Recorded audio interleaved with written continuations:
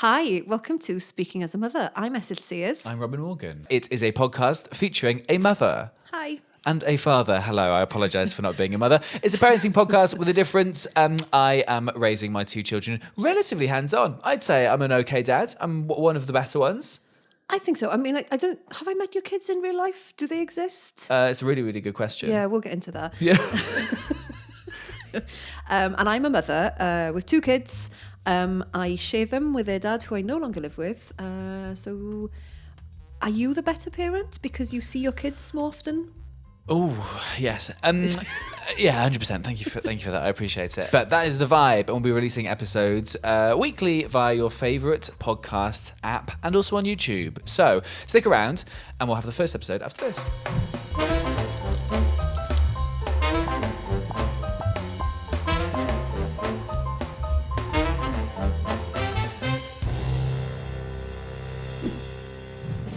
Thank you. Sorry. Like a monkey. Yeah, there's another one as well. Sorry. It's what my grandmother would have called flux. Flux? Flux. What's that? As in the act? That act is flux. It's like, look at all this flux. Oh, she's a mean lady. She's I'm guessing dead. she's dead. Yeah, no, that's what I said was. I know how old you are. I love how you just assumed. You, of course, all the grandparents are dead. You don't have a grandmother. If I don't have grandparents, you definitely don't have grandparents. Oh, no. Oh, that's sad. Yeah. Is that why we're starting this? I think so. Yeah, I think so. This is the first ever episode It is. of the Speaking as a Mother podcast. It is, yeah. Congratulations. Who are you? On being a mother, thank you. Yeah, no. I'm Esyllt Sears. I'm Robin Morgan. And what we're going to be doing over these many, many episodes. Oh, what, you're asking Yeah. me? We're just going to be talking about being parents. Yes. How long have you been a parent for? When does it start? Because I think it starts before for the woman, maybe before the man. I think I agree with you. I think mums become mums when they get, I suppose, when you get the pregnancy test, right? Because you... Not when you fuck. Sure. Yeah, no, I think I feel so motherly right now. Feel so maternal. No, I imagine when you find out you're pregnant, right? I think so. I think that's when everything changes. Okay. Because you're suddenly very aware of your body and the fact that there's something inside you. Because you could have been smoking, drinking, whatever, before that pregnancy. And I was. Yeah, I know. Oh, well, I can tell. But then for a dad, I certainly felt like I didn't become a dad until baby born. Interesting. And I could prove it was mine. This looks like a Morgan. Yeah, no, Okay, interesting. Yeah, and I don't know. And I remember Jen feeling, my wife. I remember Jen feeling like when I was, when you're sort of trying to check for kicks and stuff, and that kind of stuff, and maybe like, have you, heard anything, felt anything today? And she's like, well, I've been really busy, so I'm like, Yeah. But could you check now, please? And she's like, it's not that fucking easy, Robin, actually. So I was very aware that I was kind of peripheral to the whole thing. Okay, but that was you trying, Yeah. but not understanding. Yeah. That's very much a theme in my life. Okay, I think. okay. Trying but not understanding. I try my best. But I am interested to understand like the dad's perspective though, because for me with my kid's dad, it just felt like I guess he was doing something similar to you. Like it felt very performative. Yes. More than any, that he was aware that this was happening because we were going to scans and stuff. Sure. We went to NCT class with our first child. Second child can busy himself. Quite. Yeah. Quite. My good friend Katie has two children now, and she sent an ultrasound picture of her second child on WhatsApp, and no one answered. well, it was just to me, so there was a lot of pressure on Did you me leave to her answer. unread? I didn't. I wrote back, "Oh my God, you're going to make such a good mum this time," which she really lovely. appreciated. That's really I nice. think she really appreciated it. Yeah. I do think sometimes though the second child does get like the best of it in terms of you're more relaxed and also they fly under the radar a bit. Interesting. Are you one of? I am the eldest of four. Oh, Yes. so you've got hot takes on this then? You think a lot of your siblings flew under the radar? Oh yeah, most of them. I got every single strict like restriction on everything. Interesting. I was the second of two, and I definitely got away with shit. Oh yeah, the middle child is just Yeah. they don't even really exist. But also, I think as you're right, they strive so quickly to become like their elder siblings that like they grow up much faster, I think. Oh yeah, because like I see it with, so my daughter is 3 years older than my son. He missed the whole stage of like Octonauts and Paw Patrol, Right. whereas she was obsessed with them. But because by the time he was that age to watch them, she was watching other things, like older things. Sure. So he just went straight on missed to it. whatever it was. Yeah. I remember with my eldest, we were just like, well, no, I mean, he can have sweet potato puree. That can be the sweetest thing he eats. And then, like, really sort of like trying to be sort of yummy mummies and daddies type stuff.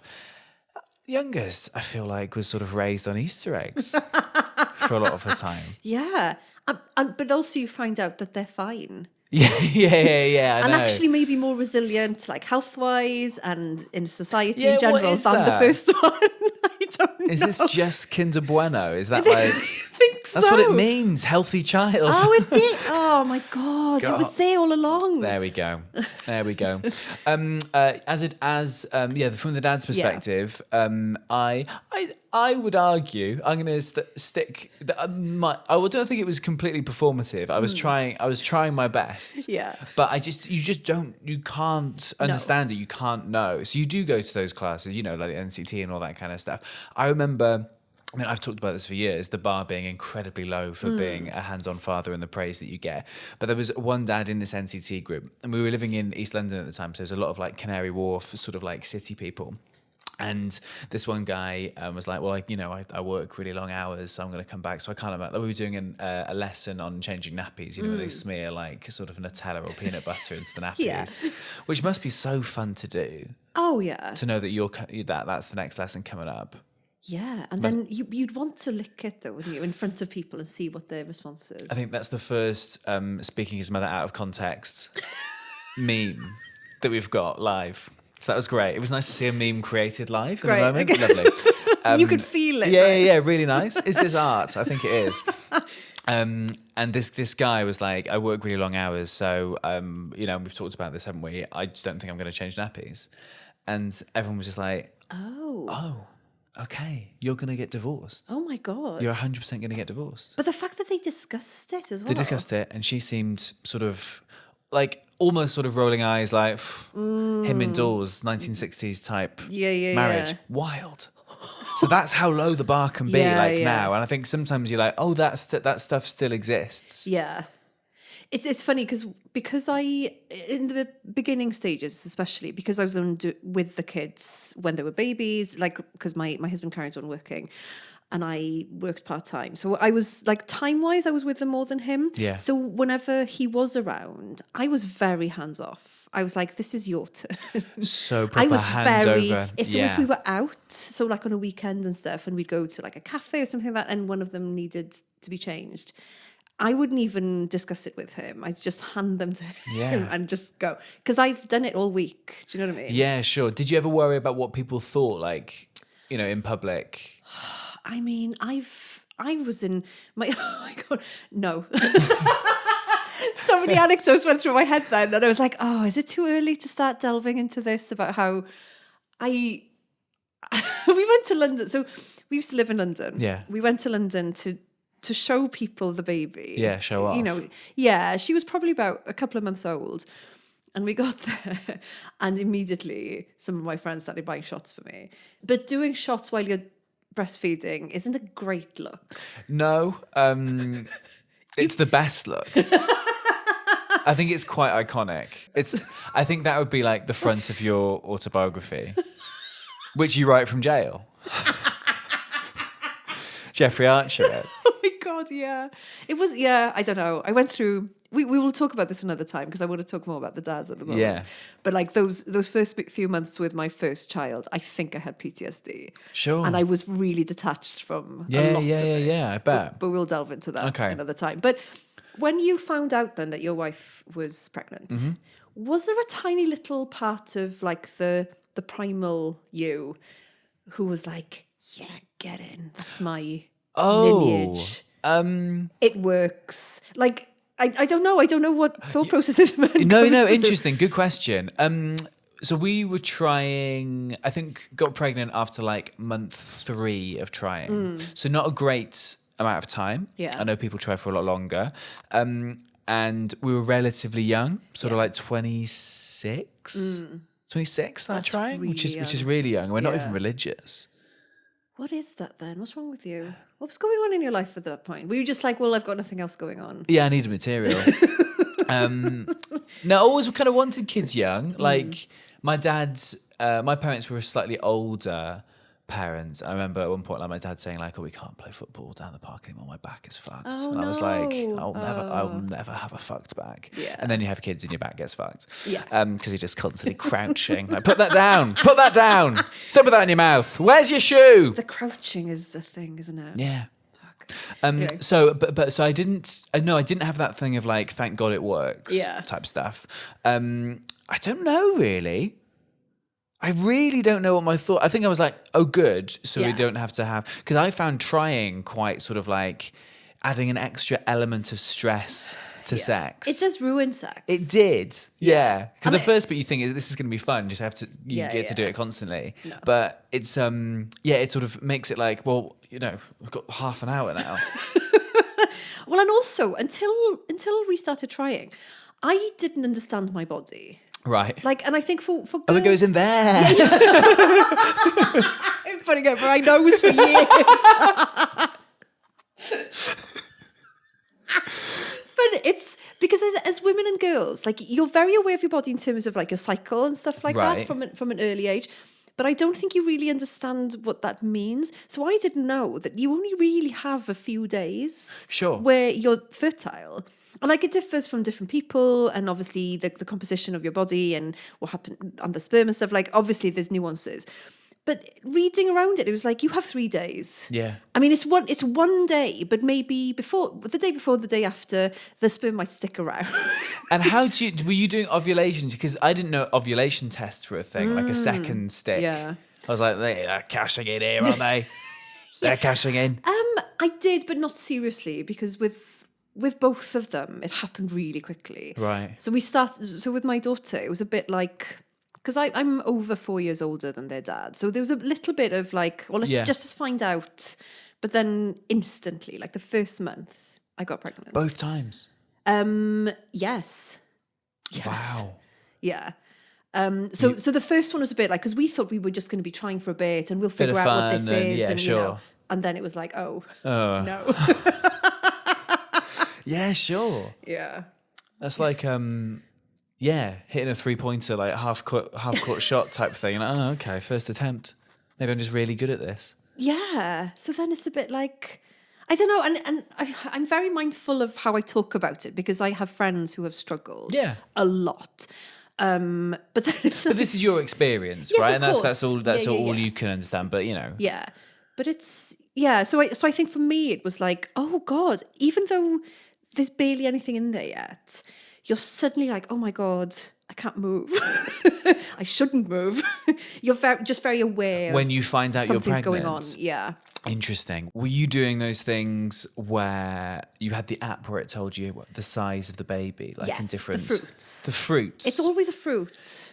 yes. And a veg, maybe, if they can't think of a fruit. Yeah, sure. Does it start as like seeds? It's a little pumpkin seed. I guess it's like a seed, and then it's like a kumquat or a grape or something, right? The first one you went for was kumquat. So middle class. Well, it's a kumquat.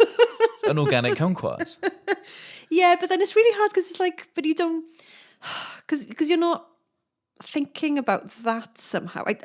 It's really hard to explain because again, until you can start feeling it, it's really weird. Yeah, because you just know it's there, and you're going to a scan, and they're telling you it's there, and you have to trust that. Yeah, You have to trust that it's not just a generic screen. This is where this podcast goes full into conspiracy theorists, and the scans aren't real, and the NHS is trying to control us.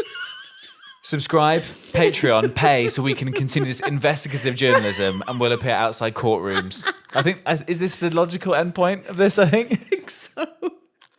Going full Tommy Robinson within episode 1. Yeah. So what was, like, Yeah, and going really into like, so what was labour then? If I wasn't birthing a baby, what was that? What the heck was that? Yeah.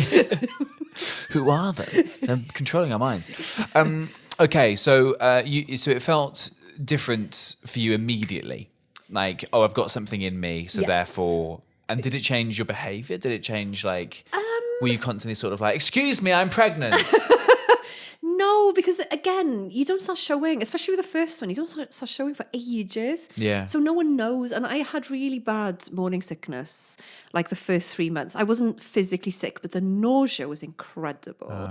Like, and I could, my sense of smell was so on it. Yeah. Like, because my ex-husband, he's a runner and he'd go running all the time. And as soon as he would walk into the house after a run, I was like, oh my God, please go and have a shower.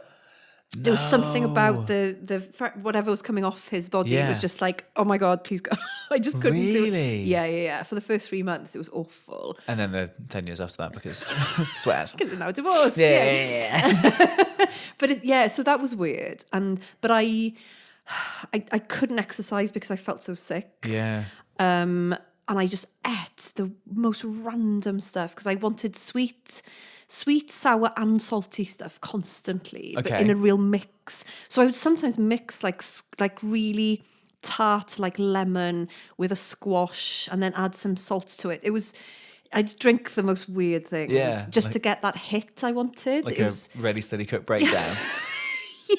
Yeah, nice. Yeah. Interesting. I'm sort of jealous of it. Are you? I think so. I know this is a very, very sort of privileged, I suppose I'll never be able to birth a child, Oh, what's it like? I'd like to give it a go. Yeah. In that sort of typical man thing of thinks he could land a plane. I think I could deliver a child. I think it'd be fine. It's obviously sort of one of those things that I'll never get to experience. But no. But then it's like, it does give you like a license to be a bit smug. Yeah. Oh, Because I don't need that. I'm a relatively hands-on father. I've got that in spades. Great, okay. But I think there's always this unspoken thing of, well, I birthed these kids. I grew them inside me. Like literally inside me. There was a person. Yeah. Have you ever verbalised that energy to your child? Because your kid's slightly older than mine. Yes. Have you ever verbalised that sort of like, I birthed you, how dare you speak to me like that? No, I've never used it for that. I talk about it sometimes and they get really weird about it. As in the birth? Just talking about the fact that they used to be inside me. Yes, I can see why they'd be weirded out by that. Yeah, so my son now especially, he's 9 and he's getting really tall. Like he's going to be super tall. Right. And I can still just about pick him up like a baby.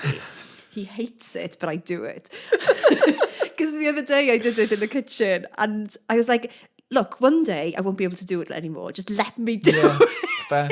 And in those moments, sometimes they'll be like, where did these legs come from? I can't believe you used to be in my belly. That kind of thing. But they get so like, oh, Mum. Yeah, I know. And it's only going to get worse, isn't no. it? We keep saying to our youngest, she's 6, like, oh, can you stop growing, please? She's like, no. But then she keeps saying, like, I don't ever want to live in any other house than this. Like, even when I'm an adult, can I live here? Yeah. And I'm like, your generation, you probably will. Oh, like, God, yeah. It's fucked for you, mate. To the point where I think your family might have to move in with my family. Sure. Like, it's going to be a commune. Well, this is the long-term plan for the podcast. We'll have slowly moving people in. Yeah, the house that podcast built, right? And then guests will come in, they can live there for a little bit. And that's a nice idea. Yeah. Just as the apocalypse comes. Oh, yeah, it'll be a necessity. I think it'll be fine. Do you have water purifiers? I have what are those ones that like pump little smoke out? Oh, no, that's not going to help you in a nuclear holocaust. What are you talking It'll about? look pretty, though.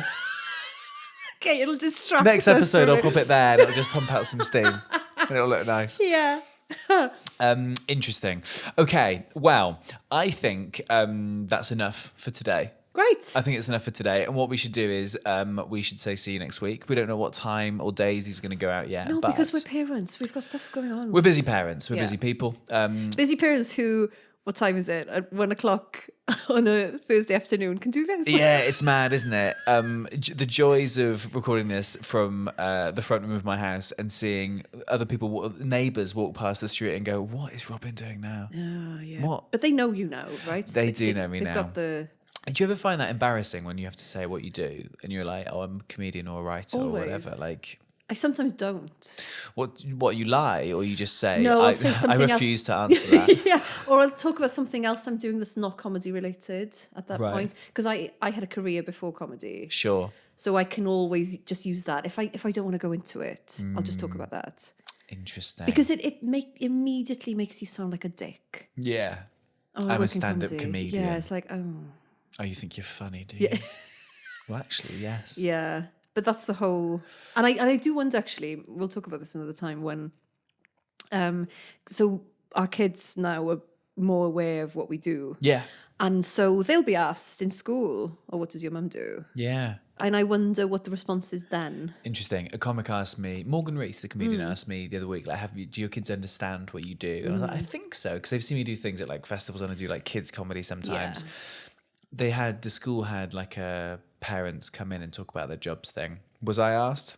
I was not asked. Oh. Also, my old high school had this thing where they got former students to come in if they had interesting jobs. They didn't fucking ask me. What the heck? And I am furious about it.